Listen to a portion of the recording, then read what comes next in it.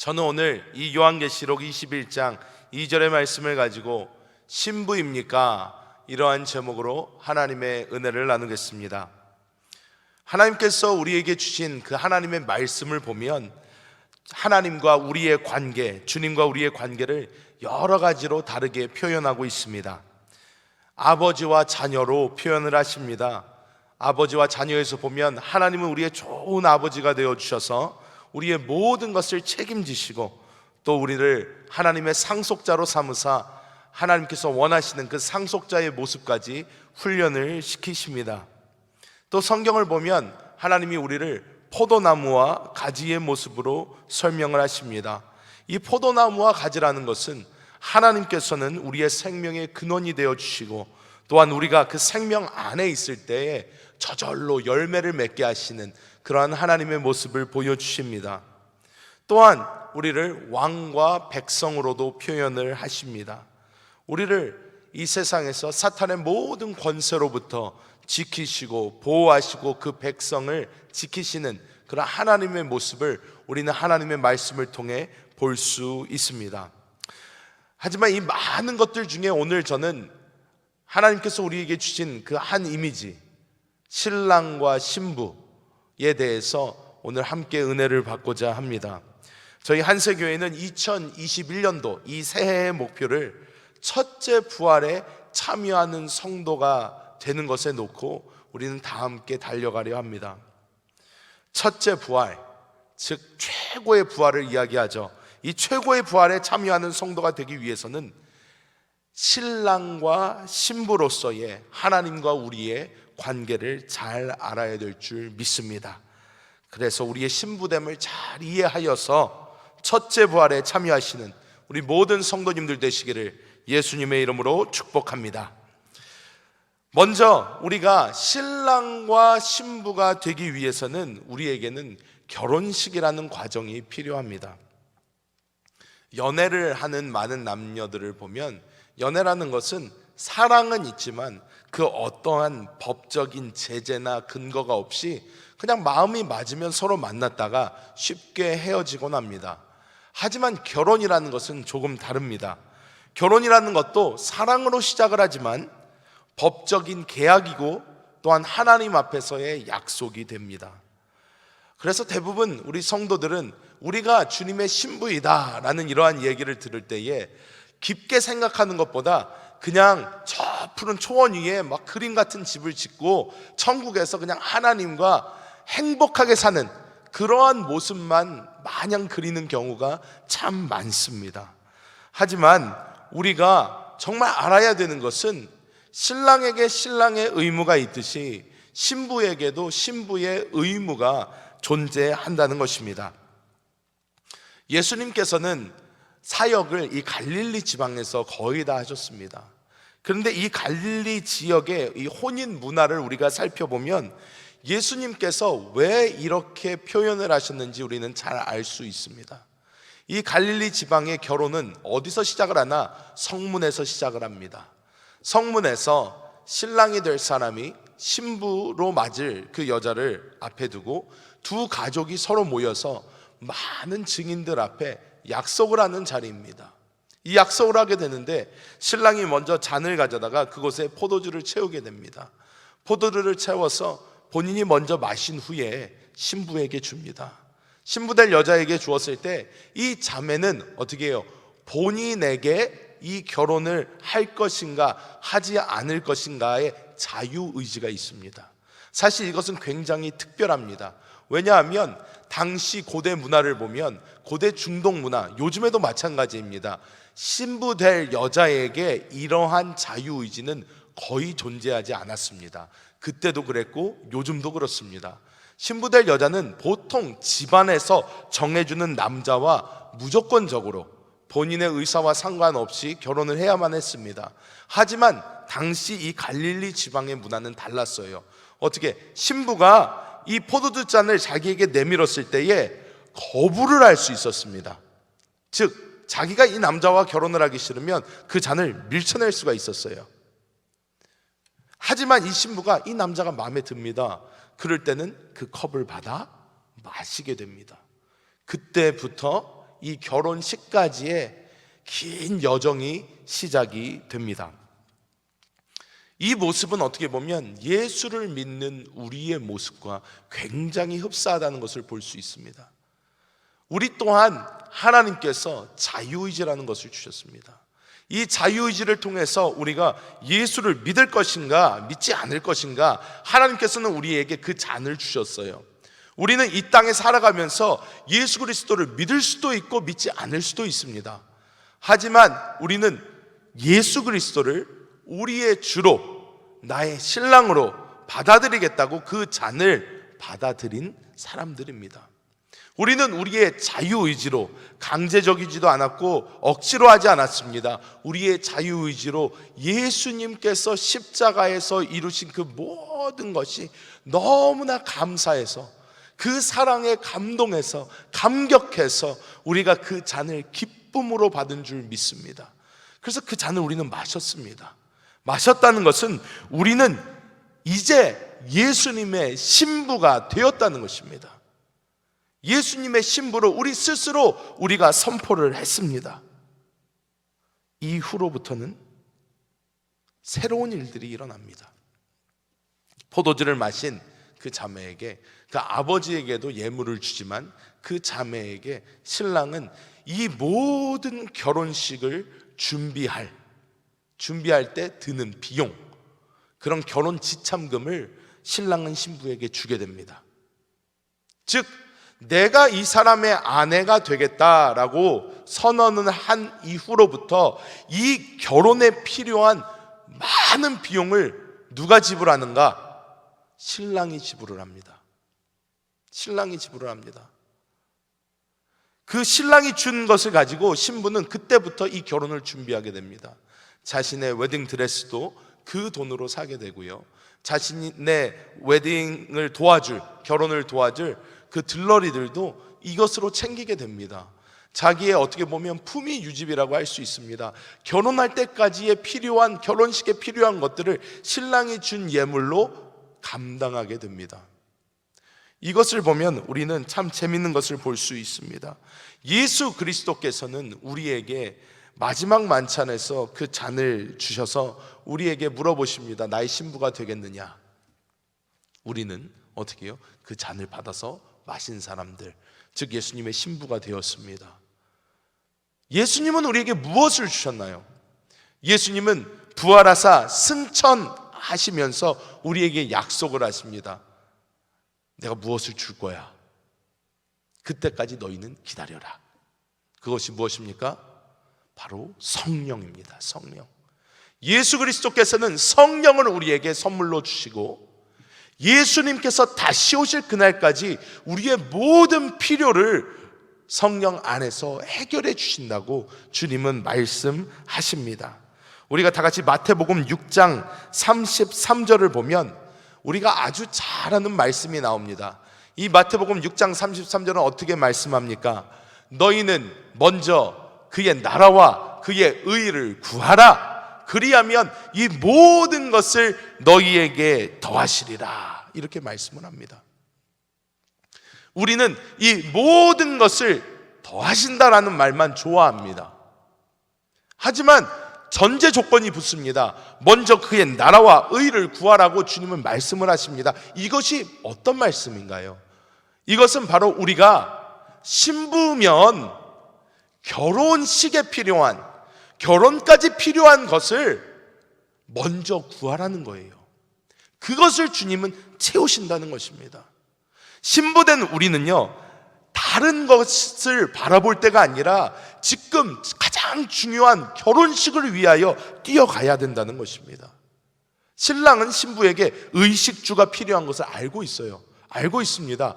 그렇기 때문에 결혼할 때까지 다른 것 신경 쓰지 않을 수 있도록 신랑은 신부에게 결혼식에 필요한 모든 비용을 다 줍니다. 주님 마찬가지이십니다. 우리가 이 땅을 살면서 우리는 우리 머릿속에 주님과의 결혼식으로 가득 차 있어야 될 줄 믿습니다. 우리에게 다른 것이 있으면 안 돼요. 많은 사람들은 이 땅에서 다른 것을 바라봅니다. 지금 나에게는 뭐가 필요해? 나는 어떻게 돼야 돼? 나에게 지금 물질이 필요해, 무엇이 필요해, 이 땅을 살아가면서 우리 머릿속에 우리의 삶의 목적과 목표가 주님의 신부됨, 즉 결혼식에 맞추어지지 않고 다른 것에 맞춰져 있을 때가 너무나 많다는 것이에요. 그것을 보시며 안타까워하시는 주님은 말씀하십니다. 결혼식을 생각하라. 결혼식에 너의 생각을 먼저 두라. 그리하면 이 모든 것 내가 책임져 준다. 주님 말씀하시는 줄 믿습니다. 그렇기 때문에 우리는 어떻게?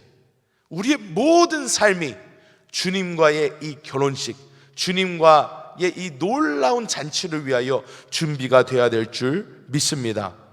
우리가 이 결혼식을 준비를 하면 신랑은 신랑대로 하는 일이 있습니다. 어떤 것이냐면 신랑은 그때부터 신부를 자기 아버지 집에 이렇게 데려오기 위해서 자기 아버지 집을 더 넓히는 증축 공사를 합니다. 자기의 새로운 집을 만드는 거죠. 아버지 집에 합쳐서. 그때까지 신부는 자신이 이 결혼식에 필요한 것을 준비하는 것입니다. 예수님께서는 이것 또한 성경을 통해 우리에게 말씀해 주십니다. 요한복음 14장 3절을 보면 이렇게 말씀하고 있습니다. 요한복음 14장 3절은 가서 너희를 위하여 거처를 예비하면 내가 다시 와서 너희를 내게로 영접하여 나 있는 곳에 너희도 있게 하리라. 즉 예수님은 지금 신랑으로서 신랑이 해야 되는 일을 하러 가신 거예요. 우리를 받아들일 그 공간을 마련하기 위해서 주님은 일을 하고 계십니다. 즉 주님은 신랑으로서 신랑이 해야 되는 일을 하고 있는데 우리는 과연 신부가 해야 하는 일을 하고 있나? 우리는 돌아봐야 될 줄 믿습니다. 그러면 신부는 그 신랑을 기다리면서 어떤 일을 해야 될까요? 크게 세 가지 일을 해야 됩니다. 첫 번째, 신부는 예복을 준비해야 됩니다. 두 번째로 신부는 순결하게 오직 신랑만을 바라보며 기다려야 됩니다. 그리고 세 번째, 마지막으로 이 신부는 늘 깨어 있어야 합니다. 이것이 신부가 신랑을 기다리면서 해야 되는 일인 줄 믿습니다. 첫 번째, 먼저 예복을 준비해야 된다고 했는데요. 예복은 왜 준비하는 것입니까? 예복은 신랑한테 예쁘게 보이기 위해서입니다. 사실 결혼식장에 딱 들어섰을 때 신랑을 기쁘게 하기 위해서 신부는 예쁘게 이 웨딩드레스를 준비하는 것입니다. 이 결혼식 날에 신랑에게 가장 아름다운 모습을 보이는 것입니다. 요즘 결혼하는 많은 청년들, 요즘 결혼하는 사람들은요 이 웨딩 드레스도 중요하지만 사실 뭐에 더 신경을 씁니까? 다이어트에 훨씬 더 많은 신경을 씁니다. 왜? 드레스가 맞아야 되잖아요. 옷이 날개라는 말도 있지만 우리가 먼저 우리 스스로를 아름답게 가꾸고 아름답게 만들어야지 그 옷도 더 빛이 나는 것입니다. 우리에게 예복을 준비한다라는 것은 어떠한 의미가 있을까요? 우리의 영적인 모습을 주님 만나는 그날까지 가장 아름답게 만드는 것인 줄 믿습니다. 우리의 이 영적인 모습을 어떻게 하면 가장 아름답게 만들 수가 있을까요? 우리는 날마다 하나님의 말씀을 먹고 성령을 마시고 호흡하면서 주님이 기뻐하시는 그 모습, 영적인 성장을 이루기까지 우리는 날마다 나아가야 되는 줄 믿습니다. 첫째, 부활의 가장 아름다운 모습으로 우리 주님을 만나기 위하여 우리는 날마다 그 말씀 안에 거해야 되고 성령으로 호흡하고 마시는 우리 모두가 되어야 될 줄 믿습니다. 그럴 때에 우리는 정말 가장 아름다운 모습, 성경에서 말씀하는 그리스도의 장성한 분량에 이르러 하나님이 보시기에 합당한 신부의 모습을 이루게 될 줄 믿습니다. 또한 우리에게 그러한 모습만 있는 것이 아니라 어떻게 해요? 하나님이 원하시는 것, 하나님께 우리가 결혼식 때 보여드릴 수 있는 것, 우리의 예복, 이것은 무엇이 있나? 영혼의 열매가 있는 것입니다. 신랑이 가장 기뻐할 것을 보여주는 거예요. 우리 신랑 대신 주님이 가장 기뻐하실 게 무엇일까요? 그것은 바로 영혼의 열매입니다. 우리는 이 땅을 살아가면서 우리 스스로만 영적으로 아름다워지고 예뻐지고 우리 스스로만 영적으로 자라나는 모습을 보이는 것이 아니라 우리에게 여러 영적인 열매가 있게 하여서 어떻게 신랑에게 그 영혼의 열매를 보여드림으로써 결혼식 때 가장 기쁜 신랑 신부의 모습이 되어야 될 줄 믿습니다. 그래서 우리는 이 아름다운 영적인 열매를 반드시 맺어야 될 줄 믿습니다. 두 번째로, 신부는 순결하게 신랑을 기다리는 모습이 있어야 된다고 말씀을 합니다. 순결하게 신랑을 기다린다는 것은 오직 신랑만 바라보는, 오직 주 예수만 바라보는 생활을 나타냅니다. 우리의 삶의 목적과 목표가 오직 주 예수가 되어야 됩니다. 이 세상을 살아가면서 사람들은요, 이 목표를 자주 잊어버립니다. 길을 잃고 맙니다. 왜냐? 이 땅을 살아가면서 우리는 늘 입버릇처럼 이야기합니다. 하나님의 영광을 위하여, 하나님의 영광을 위하여 좋은 학교를 가게 해주시고, 좋은 직장을 들어가게 해주시고, 내가 사회에서 높아지게 해주시고, 내가 더 많은 재물을 갖게 하시고, 하나님의 영광을 위하여 얘기를 하는데요, 사실 하나님은요, 하나님의 영광보다 하나님은 이 결혼식에 더 관심이 많으십니다. 하나님은 우리에게 말씀하십니다. 나의 영광 같은 거 볼 시간에 너 결혼식을 생각해라. 주님과 만나서 하나가 되는 그 결혼식을 생각해라. 우리는요, 우리의 욕심 위에 하나님의 영광이라는 포장을 하여서 어떻게 이것을 하나님이 원하시는 거라고 착각하고 살 때가 너무나 많다는 것입니다. 주님은요, 우리에게 신부의 모습을 원하십니다. 그 신부의 모습은 어떤 것입니까? 신랑만 생각하는 거예요. 어떻게 하면 신랑이 좋아할까? 어떻게 하면 신랑이 기뻐할까? 어떻게 하면 내 신랑, 나의 남편 되실 그분을 기쁘게 하는 삶을 살 수가 있을까? 그것을 위해서 우리가 나아가는 것입니다. 우리가 이 땅에서 이 결혼식을 위해서 준비하지 않는 모든 것을 우리는 바벨론이다 라고 말할 수 있습니다. 주님과 만나서 하나 되는 그 순간을 위하여 준비하는 것이 아닌 모든 것은 세상이고, 이 세상은 성경을 분명히 바벨론이라고 말씀하고 있습니다. 우리는 이 바벨론에서 빠져나와야 됩니다. 나와야 되는 줄 믿습니다. 하나님이 원하시는 그 모습을 우리는 찾아가야 됩니다. 신랑만 바라보고 신랑만 의지하고 오직 그 결혼식을 위해서 나아가는 저와 여러분이 되어야 될 줄 믿습니다. 그리고 마지막으로 신부의 모습은 어떤 모습이라고요? 늘 깨어 있어야 된다, 이렇게 말씀을 합니다. 늘 깨어 있어야 된다. 많은 분들 항상 기뻐하라, 쉬지 말고 기도하라, 범사에 감사하라 할 때 쉬지 말고 기도하라, 늘 깨어서 기도하라는 거잖아요. 이런 얘기를 하면요, 많은 사람들이 되게 헷갈려합니다. 목사님, 어떻게 사람이 잠도 자야죠? 사람이 잠도 자야죠. 어떻게 잠도 안 자고 늘 깨어 있을 수가 있습니까? 그런데요, 이 결혼식을 생각을 하면 그 생각에서 이게 이런 뜻이구나 하고 이해할 수 있습니다. 이스라엘 그 풍습을 보면요, 신랑은 그 결혼식이 언제 진행이 될지 모릅니다.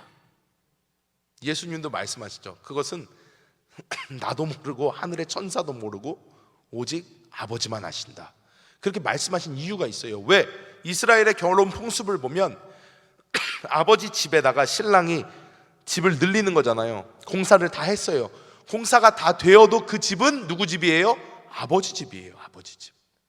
아버지 집이니까 이 집에 대한 결정, 언제 누가 들어와도 된다 하는 그 결정, 이 결혼식에 대한 모든 것에 대한 권한은 아버지한테 있습니다.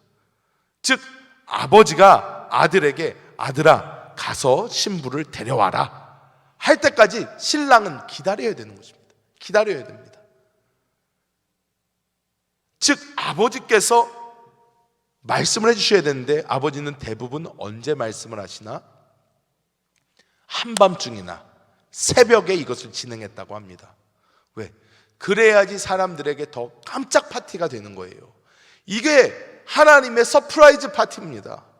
그래서 하나님은 이것을 한밤중에나 새벽에 이스라엘 그 갈릴리 지역의 풍습처럼 진행을 하신다.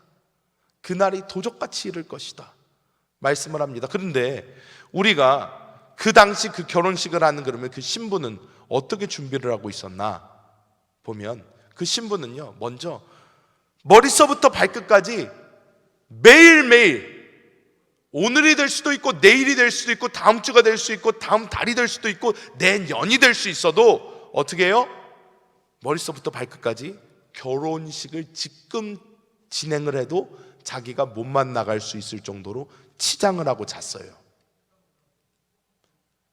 나만 그렇게 잔 게 아니고 내 주위에 있는 들러리들까지 다 준비를 하고 어떻게 해요? 깊이 잠들 수 있나요? 깊이 잠들지 못하는 거예요. 늘 어떤 마음으로? 신랑이 오늘 밤에라도 올 수 있다 라는 마음을 가지고 잠에 들었다는 것입니다. 요즘에 막 군대 프로그램 많이 합니다. 근데 그 군대 프로그램에서도 가르치는 게 있어요. 무엇이냐? 오밤중에 이제 자도 됩니다 한 다음에 한 2시간 있다가 깨우러 가요. 왜 그러냐? 전쟁이 언제 날지 모르기 때문이에요. 한밤중에 전쟁이 날 수도 있고 새벽 꼭두 새벽에 전쟁이 날 수도 있는 거예요. 마찬가지입니다. 신랑이 한밤중에 올 수도 있고 새벽에도 올 수 있기 때문에 우리는 늘 준비된 마음으로 어떻게 해요? 잠이 들 때도 신랑 생각, 아침에 일어날 때도 신랑 생각, 하루 생활을 하면서도 언제 내 남편 되실 주님께서 오실까나 하는 그런 마음으로 우리는 이 땅을 살아가야 될 줄 믿습니다. 지금 우리 어떻게 살고 있습니까? 그런 마음으로 살고 계십니까? 내 신랑이 언제라도 오실 수 있다는 그런 마음으로 하루하루를 우리 살고 있습니까? 우리의 마음을 완전히 변화시킬 필요가 있습니다. 오늘 저녁 무엇을 먹어야 되나, 내일 아침 무엇을 먹어야 되나 라는 게 아니라 우리 주님 오늘 밤에도 오실 수 있고 새벽에도 오실 수 있고 내가 걸어다니는 지금 오실 수도 있는데, 나는 그런 마음을 가지고 우리는 이 땅을 살아가야 될 줄 믿습니다. 말씀을 맺도록 하겠습니다. 여러분, 다시 오실 주님을 생각하시면 여러분은 어떤 마음이 드십니까? 예수님의 재림, 휴거, 첫째 부활 이런 것을 얘기하면 여러분은 어떤 마음이 드십니까? 결혼식을 준비하는 사람들의 모습을 보면요, 결혼식을 준비하고 그 결혼식이 올 때까지 사람들은 많은 스트레스도 받고요, 힘든 일도 겪습니다. 결혼한 사람들끼리 싸우는 때도 있죠. 하지만 우리가 알아야 되는 것은 결혼식 그날은 이 세상에서 가장 행복하고 기쁜 날이라는 것입니다. 때문에 우리는 지금 주님이 오신다 하는 말에 너무 힘들어요 목사님, 어떻게 우리가 하루하루 그렇게 살 수가 있어요, 이 땅 어떻게 힘들게 그렇게 살아요 하는 것이 아니라 영광의 그날을 바라보면서 우리는 기쁘고 행복한 마음으로 이 길을 한 걸음 한 걸음 걸어야 될 줄 믿습니다.